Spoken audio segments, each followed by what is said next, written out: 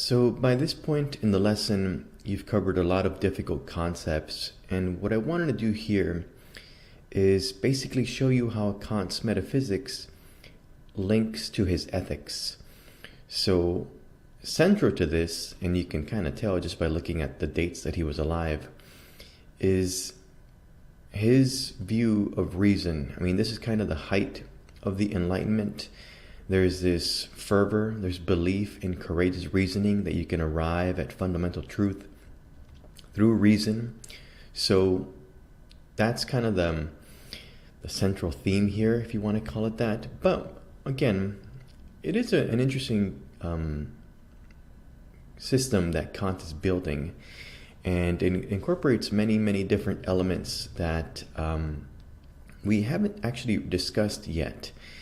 For example, the problem of free will and the role of, God and the immortality of the soul. So we're going to begin to look at some of that.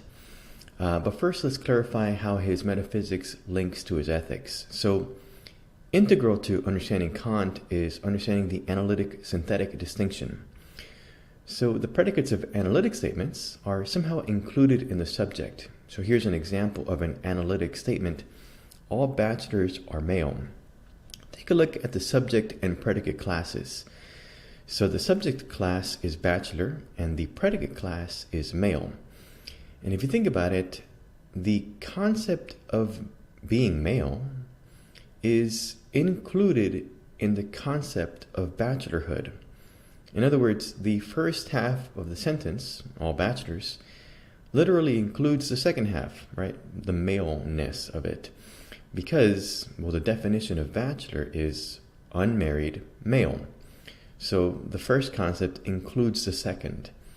So analytic statements, because of this, you basically don't have to look at the world to, justify these or to understand them. All you have to do is understand the first concept, and the second concept is technically included within the first. So the example that I like to give sometimes, if you want a visual of this, is take a look at this set right here of little polygons. If I were to refer to this set, then included in my reference is a reference to that little orange pentagon at the bottom. It just happens to be the case that the pentagon is a part of the set, so when I refer to the whole set, I'm also referring to that part of it. That's the same idea here with all bachelors are male. When I talk about bachelors, I actually also talk about, at least in part, about males. So, or at least some males. Okay. So analytic statements are of that nature, where the concepts are, basically the predicate concept is included in the subject concept. But synthetic statements are not like that. Synthetic statements somehow synthesize different concepts. For example, all bachelors are happy. Now, I'm not saying that's true or anything. I'm just saying that if you truly believe that statement, then you have synthesized the concepts of bachelorhood and happiness in your mind. So to truly kind of cognize that concept or that sentence, all bachelors are happy, if you really believe it, you somehow put those concepts together in your head. You combine them, you synthesize them. Much like someone would synthesize colors on a color wheel, right? So when you look at those blended colors in this color wheel, they're not just one color. You had to put two colors together. That's the idea here with synthetic statements. It's not just one concept. If you are cognizing a synthetic statement, you are actively blending together concepts. So what is the idea here? What's the point of this distinction? Before I tell you that, I have to tell you one more distinction, and then we'll blend it together. Okay. Also important is the distinction between a priori and a posteriori justification. Justifying a priori knowledge claims doesn't require any particular experience.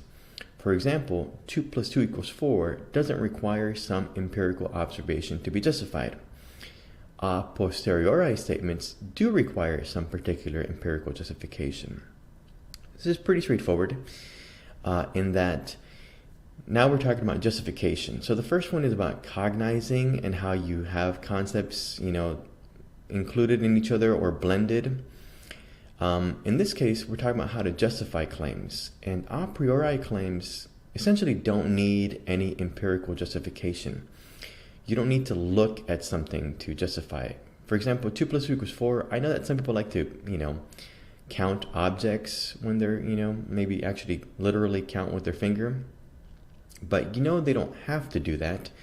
By simply knowing what 2 means and what plus means and what equals means and what 4 means, you could have arrived at the conclusion without having to, count with your finger. But a posteriori statements, you actually do have to look at the world, have some sensory experience before you can justify them. For example, what if I were to tell you, hey, there's 5 pawns in this picture? You wouldn't know unless you looked at the picture, right?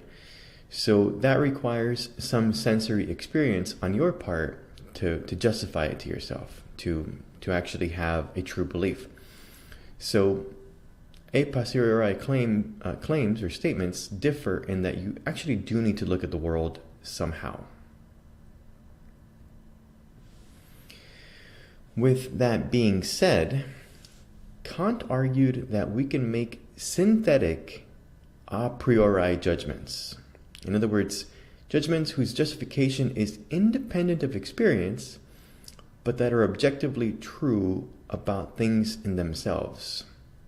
So he's combining these two things, and it's something that we can know without any sensory experience, right? But that are for sure objectively true about the world. What kind of things could this possibly be? Well, the most famous example that Kant gave is that of geometry.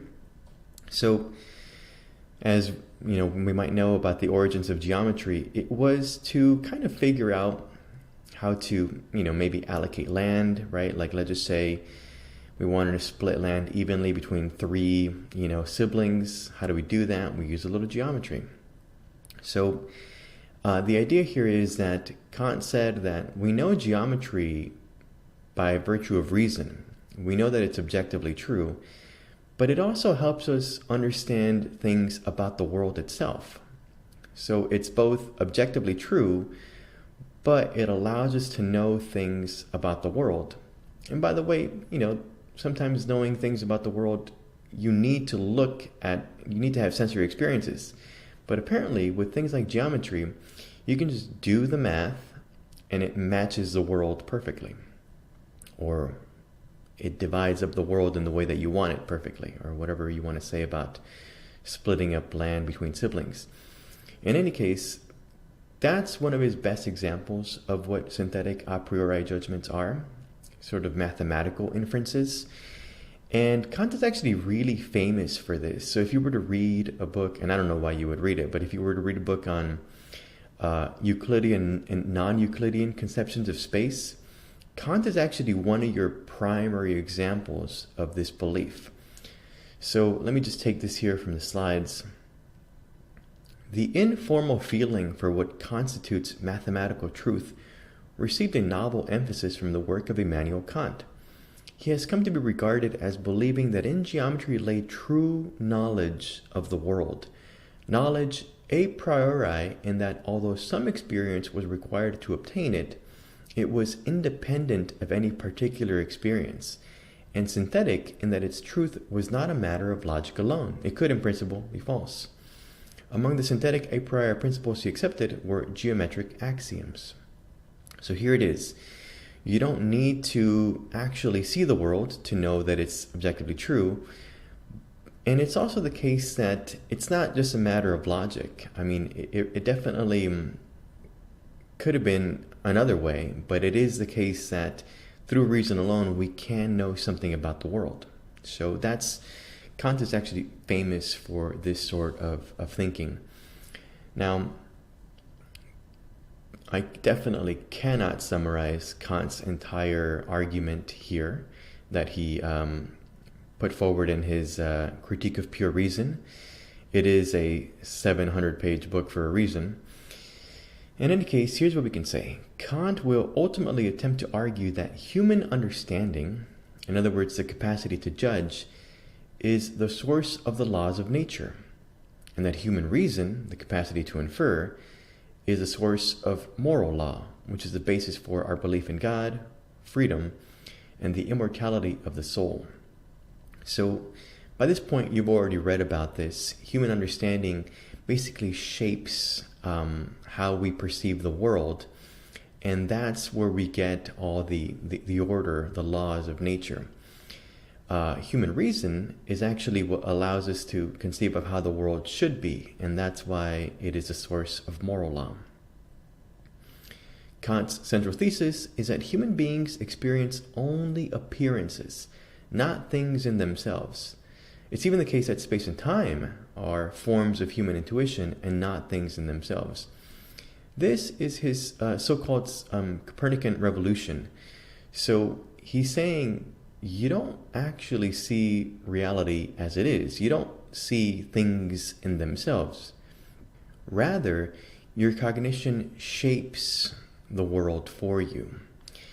So this is kind of a sidebar here, but he even said that space and time are actually not, if you want to say, objectively real. They are features of our cognition. And it turns out that some people think he's right about that. As a matter of fact, actually, I feel like an increasing number of physicists think he's right about that. So kind of a cool little sidebar there.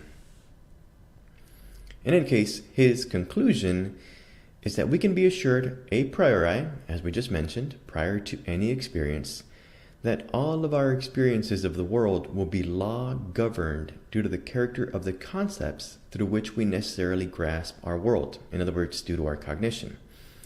So this is the whole human understanding shapes our experience of the world and actually gives us, the laws of nature that we ultimately recognize.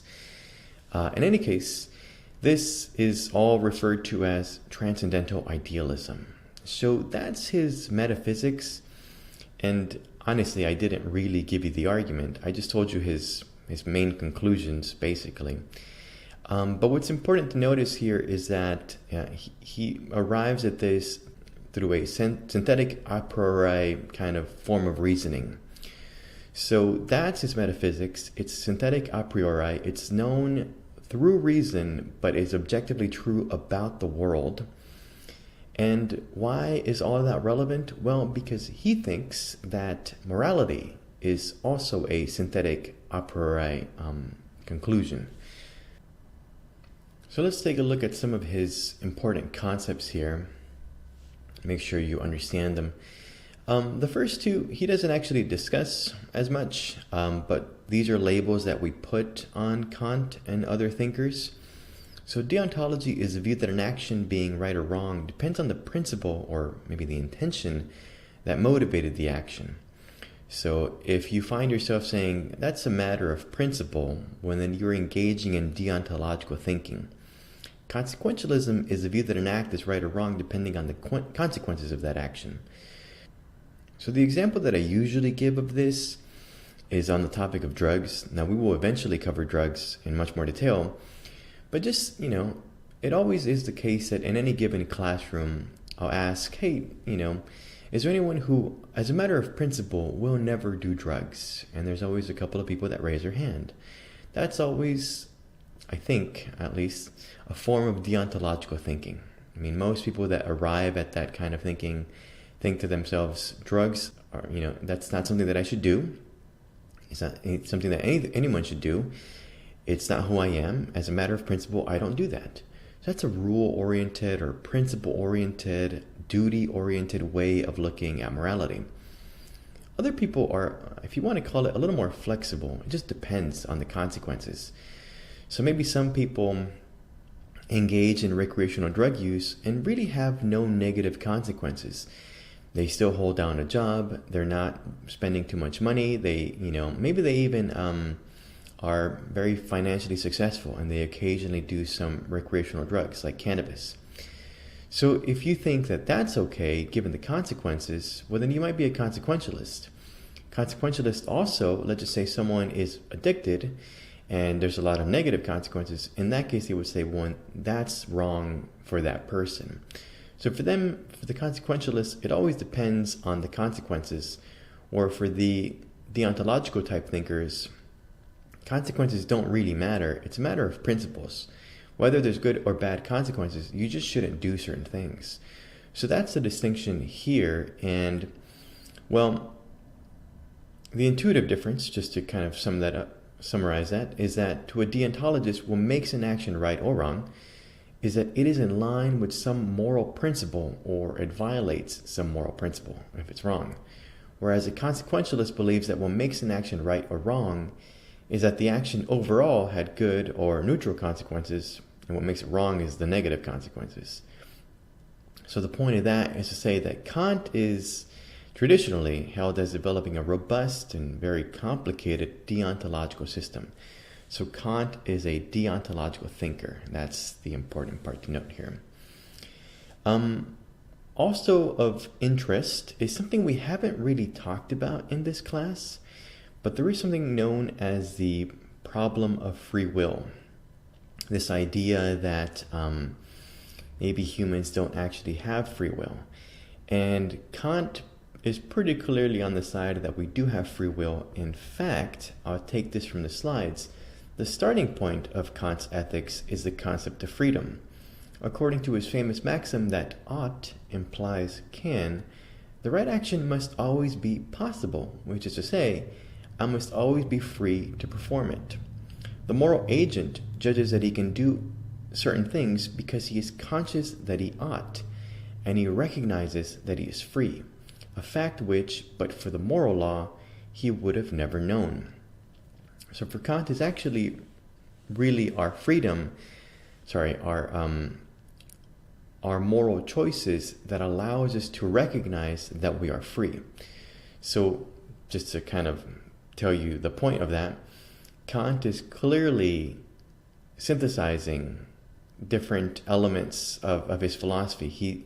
For him, he integrates his ethics into his metaphysics, into his view on free will, into his view on the divine, which we'll see later. So it's all one big cohesive system. It's an entire worldview. So because of his view on freedom and how that links over to morality, he actually has his own criterion for what gives you moral rights. So that's the capacity to live according to principles. So a rational being is a being that can live according to principles. Whenever I say a rational being, it's not just merely, what you might think of a rational being. That's why I capitalized it. But it's someone that can live according to principles. And only these individuals actually get moral personhood, or the status of having moral rights. So technically, non-human animals are technically not rational beings.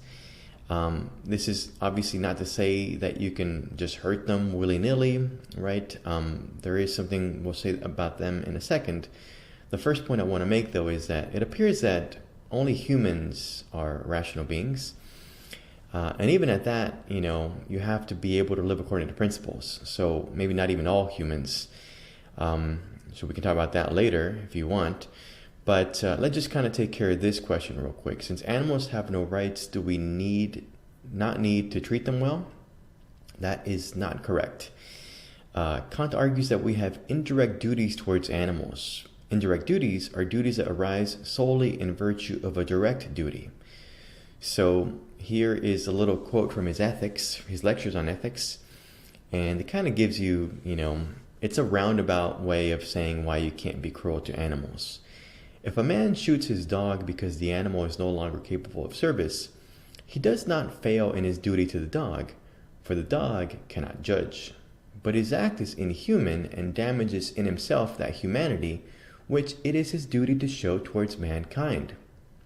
If he is not to stifle his human feelings, he must practice kindness towards animals, for he who is cruel to animals becomes hard also in his dealings with men. So there is really something to this. As you might know, many serial killers typically begin their sadism, their harming of living things with animals. So maybe there is something to this whole idea that Kant is putting forward here. Maybe you don't like the idea that animals don't have rights according to this view, but it's not the case that you can say, well, does that mean we can just harm animals? No, he's actually saying that you still can't harm them, because harming any living thing makes you more harsh, makes you more inhuman, and eventually that could leak over to hurting humans. Okay. So we've already mentioned that he does integrate into his view, into a system, a possible solution to the problem of free will. Basically, we know that we're free because we know we can make moral choices. Well, are we free though? So let me talk about this so that we can explain why he relies on pure reason to make moral judgments. So first of all, Kant argued that there are two distinct realms: the empirical realm, which is a world of phenomena that we perceive, and the transcendental realm, or the intelligible realm, the realm of things in themselves. I kind of like to keep it simple. I call the empirical realm the internal world, and the transcendental realm the external world. And we actually never really see the external world, right? We don't really see reality as it is, but that's the way that I like to think about it. And we've already talked about the transcendental deduction, so I won't bring that up again. What I will say is this, again from Scruton's book on Kant: the law of cause and effect operates only in the realm of nature, the empirical realm. Freedom, however, belongs not to nature, but precisely to that intelligible or transcendental realm to which categories like causality do not apply. So what Scruton here is explaining about Kant is that once you divide, basically the realms into two different places, one where, human understanding is in charge and one where it organizes things, and the other one where human reason is the only way to get into it. So by saying that freedom or human will, human free will is only in the transcendental realm, he's basically saying all those laws of nature that we see, those don't actually apply to human free will. So the reason why this is relevant, there's two reasons. So the problem of free will, the way that people question free will is in general saying, look at physics. At this point, determinism was increasingly popular, and or was about to become very popular actually. And determinism is this idea that everything that happens had to happen. And if that's true, that includes your choices, right? So it doesn't seem like human choices are really free. They're just kind of the natural consequences of the laws of nature acting upon the matter in the universe. So Kant says, but see, that those laws of cause and effect, those are only the way we see things. Those aren't actually part of reality. And that's how he's trying to wiggle out of this problem of free will. That's the first thing that's important here, or that should be said. The second thing is this: because Kant is moving free will into the transcendental realm, he essentially can only use pure reason to arrive at moral judgments. In other words, this makes it so that he literally can't look at consequences. He can't be a consequentialist. He has to engage in deontological thinking. It has to be a matter of principle alone, because once you've moved freedom and morality into the transcendental realm, the empirical realm, where there's cause and effect and consequences, that's off limits. So Kant has to at least say that he's not looking at consequences, only at principles. Quick little sidebar. Sometimes Kant is content to argue merely that I must think of myself as free. It is a presupposition of all action in the world. So once in a while, Kant seems to not be so aggressively pro-human free will. He just says, well, we have to believe we're free, otherwise we can't engage with the world. So I guess sometimes he's inconsistent, but in general, at least in his ethical works, he seems to be pretty hardcore free will. question. What is freedom on Kant's view? So this is kind of a weird little food for thought on how Kant conceives of freedom, because it is different. I mean, maybe you like the system so far, or maybe you don't, that's fine too, but there is something a little odd about how he conceives of freedom. So Kant points out that freedom is not just doing whatever you desire. There are other thinkers who would define freedom in this way. Kant, however, definitely does not.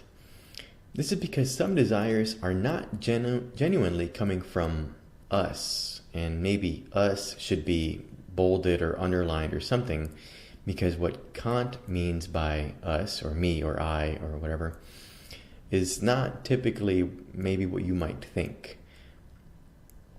So here is kind of an example, and then I'll kind of hone in on what we mean here. Imagine a society, just any imaginary society, where apparently it's okay to, just have a little funk about you, to maybe have a little bit of body odor. And in this society, maybe something like this is perfectly acceptable. No, there is no such thing as deodorant. People sweat, people stink, and it's okay. And then at some point, someone invents a deodorant. Not only is it an antiperspirant, so people don't sweat as much anymore, but you smell good, or you don't smell bad at least. And then, through a very sophisticated advertising campaign, this person essentially gets everyone to buy into the idea of deodorant. And before you know it, there you are looking at deodorants. Now, if you were to buy this deodorant, you might imagine, well, yeah, I'm just acting on I'm doing it out of free will. I don't want it to smell, so I'm going to buy this deodorant, and it's a completely free action. Well, Kant would actually not say that's free. Or, given the story, it's not entirely clear that it's free. So, for Kant, in general, desires have either biological or social origins. That much we can all agree on. Either it's coming from your genes, or maybe some epigenetics going on there, or it's a social origin. So let's just talk about those. Clearly, we have some desires that are genetic. And clearly, like, for example, if you want to increase your following in Instagram, that's a socially originated desire. There's no way that's genetically put into you. Maybe there's some aspects that of social media that kind of hit on some of your genetic desires. But if it's specifically bigger following on Instagram, that's a social origin kind of desire. So those are the two origins for desires, it seems. And Kant argues that true freedom comes when you rid yourself of these, what he would call non-rational desires. So you have to be free to let reason govern you. That's freedom for Kant. You can't listen to your biological desires, and it can't be socially originated desires either. You have to rid yourself of all of that. And what's left? Pure practical reason. Once you get rid of all those desires, you are free to just engage in practical reason.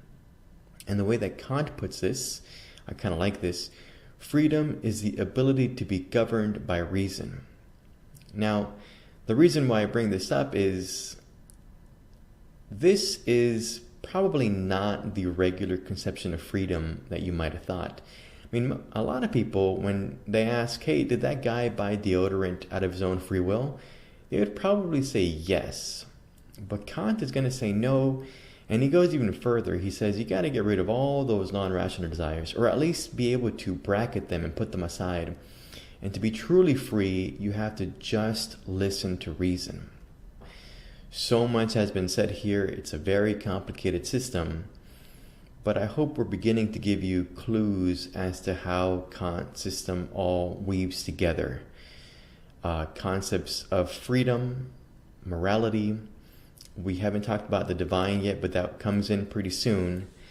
And his transcendental deduction with synthetic a priori statements.